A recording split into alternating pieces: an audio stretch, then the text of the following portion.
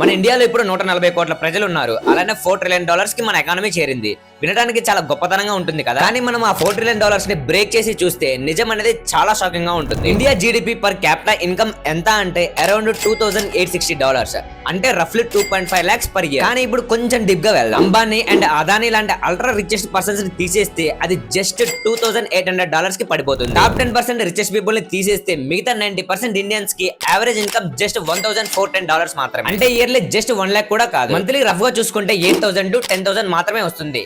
ఇది నిజం. అసలు రీజన్ ఏంటంటే ఇండియా అనేది అమెరికా అండ్ చైనా లాంటి కంట్రీస్ లా అందరినీ రిచ్ చేయడం మీద ఫోకస్ చేయలేదు. ఇన్స్టెంట్ గా రిచ్ పీపుల్ ని ఇంకో లెవెల్ కి రిచ్ చేయడం మీదనే సిస్టమ్ వర్క్ చేస్తుంది. ఇండియాలో జనరేట్ అయిన వెల్త్ మొత్తం టాప్ 10% దగ్గరకే వెళ్ళిపోతుంది. మిగతా 90% పీపుల్ గ్రోత్ నెంబర్స్ నే చూస్తున్నారు, కానీ లైఫ్ లో గ్రోత్ అనేది ఫీల్ చేయట్లేదు. అందుకే ఇండియా జస్ట్ రిచ్ కంట్రీ కాదు, ఇది ఫ్యూ రిచ్ పీపుల్ ఉన్న కంట్రీ. మిగతా వాళ్ళందరూ స్టిల్ సర్వైవల్ మోడ్ లోనే ఉంటున్నారు. సో ఫైనల్ గా క్వశ్చన్ ఏంటంటే ఈ వెల్త్ ఇన్ఈక్వాలిటీ ఇండియాలో ఎలా తగ్గుతుంది?